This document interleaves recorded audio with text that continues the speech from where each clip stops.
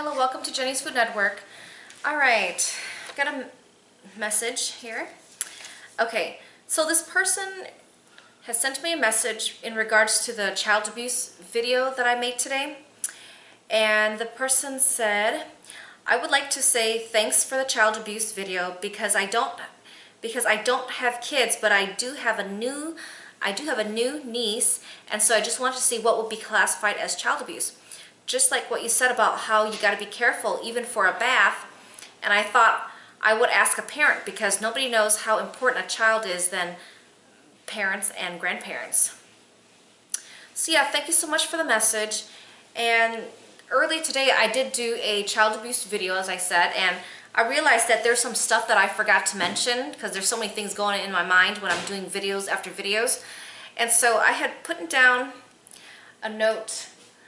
Yeah, it is true. So in the message, the person said about the like a baby's first bath, or you always want to videotape your baby or your newborn or someone else's newborn, or sometimes you take photos of them in a bathtub or something, and if there's too much nudity where they're, for example, like their private area are being exposed, it's not being covered up with a towel or with bubbles or with toys, whatever, and it's being exposed.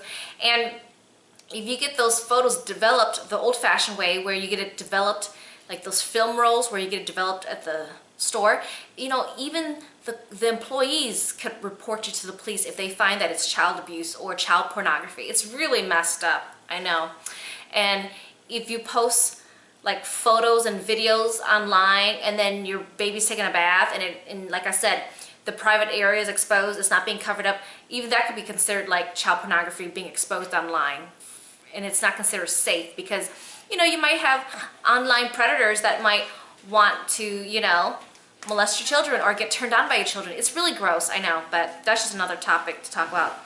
So anyways, there's some stuff that I wanted to mention, so this will be my child abuse part 2 video.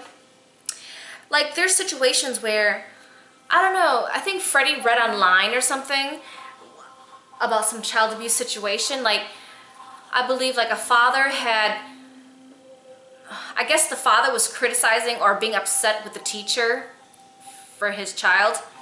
And I guess he was probably complaining that the teacher's not doing her job on, you know, teaching in class, you know, and feeling that his child was not progressing well in class. And I guess the teacher got upset and retaliated by like searching through like the immunization record to find some evidence to use against the family that there was child neglect. So I guess the father got in trouble because I guess the teacher researched the immunization shots and it wasn't up to date, you know? So that could be used as a form of child abuse. Like, if you do not take your children to the doctor to get checked up at the correct stages in life, like when a baby's born, they have to go very often, okay? But after they hit a certain age, they only have to go like once a year, okay? Like a newborn baby, when your baby's born, right? They get checked up at the hospital, okay? And then you have to bring the baby back like about, I would say 2 weeks later or something or so. And then the next checkup would be when the baby's 3 months old, and then 6 months old. When the baby's 9 months old, you have to bring him back for a routine checkup and for any updated immunization shots that the baby will be required to take. And then after 9 months will be when they're 12 months old, their first birthday, 12 months old. And then when they're 15 months old, they have to go back again, okay? And then when they're 18 months old, which is exactly 1.5 years old, they have to go back again. And once they hit their 18-month-old checkup, their next checkup is when they're 24 months old, when they're 2 years old, okay? So it goes in intervals of every 3 months for a checkup, but once they hit 18 months old, they don't have to go back again until they're 24 months old, which is like 6 months later, okay? So after they're 2 years old, at 24 months old, they then don't have to go back until like once a year, okay? And so when they hit their 3 years old stage, when they turn 3 years old is when that's when they can start going to preschool, as long as their birthday fall before September 1st. So anything on September 1st and on. I believe it's September 1st and on, or is it after September 1st? It gets confusing. But if you're one of those lucky children that are born right on September 1st, you might get a little confused. So I believe like anything September 1st and on will be considered like you have to wait until the following year to go to school. But if your birthday falls before September 1st of that full year, calendar year from January through December, then you're allowed to go to school for that fall. Okay, so when the kid hits 3 years old, your kid's gonna have to be required to get like immunization shot records updated. You're gonna have to submit that along with the physical exam, and they're gonna ask for an eye exam too, and dental exam documentation, and you have to submit that to the school. And they're very serious about it. So you have to really get that in before they even admit your child or children into the school. Same thing for kindergarten and up. But then when you hit elementary school, you only have to, you don't need it every single year, all these examinations, but you do need it for sure when you go into preschool for sure, or Head Start. And you have to get it when you go for kindergarten. You have to get all that full examination going, and you don't have to get it again until 2nd grade again. And it skips up to, I believe, up until 6th grade is when you have to do it again. So for me, that's the state of Illinois. So I'm not sure. I believe what I said was correct, okay? There's so many information out there. There's tons of information. Things are always changing. So based on my knowledge, that's what I know so far. So they have to get it for when they're 3 years old to get admitted to preschool. They have to do it again. All the examinations for kindergarten, they have to do it for 2nd grade, and it skips up to when they're 6th grade. So when my son Brandon goes to, he's in 3rd grade. He's in 3rd grade now. So when he gets to, okay, Brandon's in 2nd grade actually. I'm sorry, he'll be in 3rd grade soon. See, I get them all confused. I have 5 kids. So when Brandon goes to middle school in 6th grade, he's going to go through the full examination again. So like I said, they're going to have to get their dental records, immunization shots record updated. They have to get their physical examination, and they have to get their eye examination. It's a lot of work, guys. The more children you have, the more things you get mixed up. Which kid got their examination done, which kid didn't get it yet. So I have to have an Excel spreadsheet to keep track of all their dates. Okay, so yeah, to get back to the teacher's retaliation, so the teacher got the parent in trouble by by going behind his back, by checking the immunization shots, and brought it to the authorities' attention that that's a form of child neglect. So, you know, I naturally always get the kids' records updated anyways, because I don't want it to be backlogged. So I always make sure that I keep track of all the kids' examinations for their dental. The school, when they go to school, the school records, they only need like once a year of dental checkup. But for me, I usually go every 6 months and take the kids every 6 months for their dental checkup. And when they need to get their tooth pulled or they have a cavity, I have to bring in throughout the year whoever has it. So it's a lot of work having kids, guys. Okay, so another thing of child abuse is to be aware of are bruises. Okay, like sometimes when your children go to school, let's say whatever reason a kid got a bruise from, maybe they fell down, or maybe they were physically abused, or they fell off something, fell off a tree and got a bad bruise on their thigh or something. And let's say if they're at school, they're in the changing room during gym class, and then a student might see a bunch of bruises, not knowing what caused it exactly. So all it takes is just one person to report that to a grown adult of authority, or report it to the gym teacher. The gym teacher is known for a fact, or just any teacher, any grown-up at a school environment, they're required to report it to a higher level to get the child services department involved. You know, just all it takes is just one person to report something. It could either be for sure that the child was physically beaten by the parents or beaten by some other bullies in school. We don't know, right? It could be a bunch of different things going on that we don't know. Or the child was climbing a tree and fell off, or went roller skating and fell down a lot over and over and had bruises, you know, who knows? And it could be something minor, it could be something big, and then all it takes again is one person to report it. And there goes a big can of worms of drama, okay? And so, you know, just like if a kid gets a cut on his skin, or a kid has a busted lip, you know, and goes to school, and if a teacher sees it and asks the child, what happened to your lip? Did you hurt yourself or someone hurt you? If it just takes the child to say, oh no, I really hurt myself. I fell down and I bumped my lip on the table, you know? And what else? I mean, if that's what happened, then I guess that's what happened. Or if the child says, oh, my mom and daddy hit me, or someone punched me in school, and they're gonna have to, and then the teacher's gonna have to investigate further to bring it to a higher level, take it more seriously to figure out which kid punched him or who punched him, you know?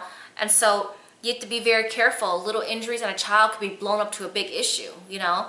So, and if it happens to be a situation where the parents were abusing the child, then the child services will get involved, you know? And then the parents will be threatened with the fact that they could be put in jail for that.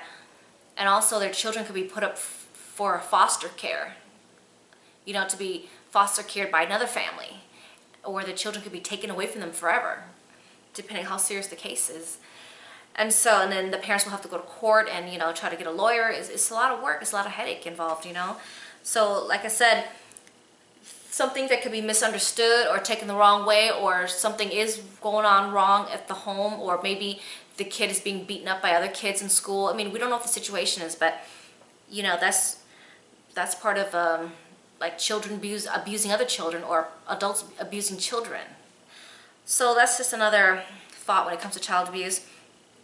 Another thing I want to mention is when the children goes to the doctor's office, you know, and if the doctor feels that this child has repeated injuries and it is pretty much unexplained by the parents or something, and if the doctor feels very suspicious, the doctor could actually report that to the police immediately, and then the child services will get involved in that case as well to investigate further.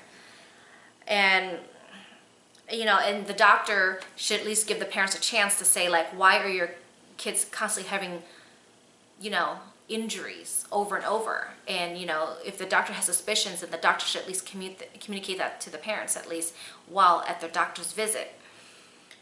So, like just little things where if a child falls off a table, falls off a chair, falls off a bed, or let's say if a family that has a lot of children, or even one child, let's say if they had those double beds, okay, those double stacking beds that has a ladder for the child to climb up. Let's say a child sleeps on the upper level of the bed, the second level bed, up by the ceiling. Let's say there wasn't a child safety, or let's say the child was jumping up and down, it was being careless, and then fell off and broke his or her arm, okay, or one arm or both arms, or break a leg or twist an ankle. And so, you know, let's say the parents take them to the hospital and ask what happened, and then the parents would just express like what happened, you know. And if they feel that there's something more to it, then the nurses or the doctors can even get the police immediately and get on your case, even though it was the truth that the child was jumping, or the child fell asleep and then rolled off the second level bed and broke her arm or his arm or leg, you know, with suspicions by the nurse or doctor, they can still call the police on the parents, you know. So it's pretty messed up if that's the case, you know. So, and then another thing is, after a child has been documented as being injured and that the police was called and the child services was on the case, and if the injury happens again, let's say the child had a previous broken arm, okay, from falling off the bed, and let's say if the child gets a broken arm and the same arm again and goes to the hospital, it's going to build up more suspicion. Even if the child had broken the arm at the school, but then they might kind of twist the story and say that the parents broke the arm or abused the child, things can get pretty messy, okay? So, another thing. Okay, another form of like child abuse also is like, that you could think of, is also like when you bring your kid to school, or you bring your kid to like a daycare or a preschool, whatever, And if the parents always seem so late all the time, let's say, and don't forget, I'm not sure of all, but I believe most daycare centers, if you are late picking up your children, if you're 1 minute or a few minutes late, they'll charge you an extra fee for every minute that you're late, okay? So just be aware of that, you know. So if a child's parent is known to be late all the time, and if the parents do not call to confirm, to update that, you know, I'm on the way, I've been working late, I'm very stressed out, I'm sorry I'm running late, I'm stuck in traffic, or I'm in a car accident or something. If parents are not being responsible in picking up their children on time or a bit early, and they just leave their children at the care center, and that's another form of child neglect and child endangerment, because they're saying that you're neglecting your children, you're endangering them because you're just leaving them there and you're not picking up your children to take care of them and to take them home to eat and stuff, you know? And so those care centers, or even at school, if your kid's left behind and you don't pick them up and they're left behind and it's getting late and you still don't pick up your kids, if the teachers find out, or even the care center knows that you're late a lot and you don't call, you don't update them, you're always running late, you don't pick up your children on time, they can call the police on you and get the child services department involved as well. And you can get in big trouble for that. You will end up going to court, you might have to get a lawyer, and it's going to cost you a lot of money. It is just a battlefield. It can get on your record for 7 years.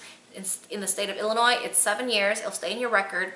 But after 7 years, it's supposed to clear up. But like I said, whatever goes on your record, it'll always be there, even though they say that it clears up, you know? So that's another thing to be aware of, what's considered child neglect and child endangerment and stuff. So, and another thing is, I guess when you have children, I think drinking alcohol and smoking in the home, that could be considered like child abuse too, because the secondhand smoking, it's bad for their health. Not only that it's bad for your health as an adult, but you're endangering your child's health by smoking in the home or doing a lot of bad drugs in the home. And drinking alcohol, that could be considered child abuse too, because if there's alcohol in the home, there's a chance that these children growing up as young children and growing into teenagers, there's a chance that they might be sneaky and want to drink as well. And they'll be considered drinking under the age of 21, and that's considered illegal. Same thing, smoking cigarettes. Kids are going to be curious. They're going to want to smoke cigarettes. And so they're going to be smoking under the age of 21, and that's considered illegal as well. So yeah, those are just some of the notes that I wanted to mention that I have forgot to mention in the first video that I made today. So thanks to the person who sent me a very good question, because it's good to know some of the information that I have mentioned about the requirements to get your kids into school, their checkup requirements that are needed in order to get admitted in school. These immunization shots, I believe, do cause autism for some children who are allergic. And sometimes there's a lot of mercury. There's a lot of mercury, which is metal, okay? A lot of mercury in these immunization shots that are very harmful to children, especially when some of the children will be allergic to it. Then it can trigger autism or trigger some disability in them, their learning disability. It leads them to learning disability pretty much. And just like my son, Jet, who's the second oldest one, he was born a very normal child, but then at the age of like 2 years old, as he was getting more immunization shots, he started to get like some autistic characteristics, you know?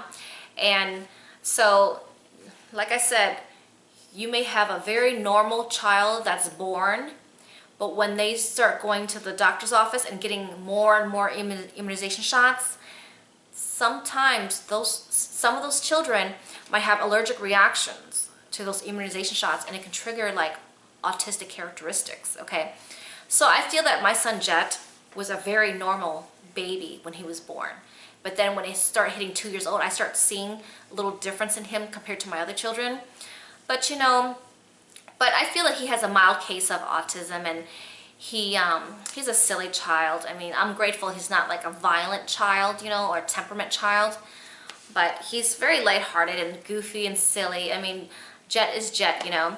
And he's getting really good therapy special care at the school that he goes to, and he's getting a lot of attention and a lot of help, you know, with his speech and with his and helping with his autism. So I'm really thankful for the schooling that he's getting for where we live. So we're so appreciative of the hard work of all the teachers involved for all of my children, and the schools in this town are just pretty amazing, and we're really happy, really satisfied. So we're really grateful that our kids are happy when they come home from school. They, you know, I cook very healthy, nutritiously, and we have fruits and veggies for them to eat. And I'm always very conscious of like them not intaking much fast food that are unhealthy for them. And I'm careful on the sweets that they intake as candies. You know, I'm very careful about that as well. So as long as my children are getting healthy foods at home and they're not eating unhealthy fast foods, they're not drinking no soda, no sugary drinks. I don't even really let them drink juice, those 100% juice, because those things are just nothing but sugar and water from fruits that are overly processed, that are not even good for them. So we invest our money in buying fresh fruits and vegetables for them to eat, which are even more nutritious because of the fiber and the fresh enzymes and the juices. It just helps with their digestion. So proper nutrition and not much fast food at all in their diet, and the proper schooling, the whole combination are really helping our children develop as they grow. And it helps them mentally, it helps them physically. And so, you know, even though my son Jet has a mild case of autism, he's still a very silly, funny, upbeat child. And so this video is just talking about children and their safety and stuff. So as parents, as adults, as guardians, you know, we're the one who should be helping to watch out with the kids and be very careful of predators out there who may be family members or even may be complete strangers, of course. It could be anyone. It could be someone that you really trust. You never know. And so it's our job to watch out for signs and watch out for, you know, the children's behavior, if they have changed for the worse, and see how they interact with certain people around them, you know, and to really be close to your children or be close to your niece and nephew, that they could be open to you and speak to you if something's wrong. So yeah, I hope the part 1 video of child abuse and this is my part 2 video helps. And it's just an idea, you know, to get an idea of what can go on that can signal off a red flag, you know. So that's all I have to say, and thanks so much, and thank you so much to the person who sent me the question, and congratulations to your cute, beautiful, brand new little newborn niece. It's gonna be a lot of fun when she starts walking and for her first birthday, and then she'll start running everywhere and start talking and developing, and just when she hits 3, she'll be going to preschool if she does go to preschool, and she's gonna have a very exciting life. And I'm so happy that you're able to enjoy and hopefully spend more time with your brand new little newborn niece, because you'll see her develop and grow, and that's the best part. So thank you and have a good night.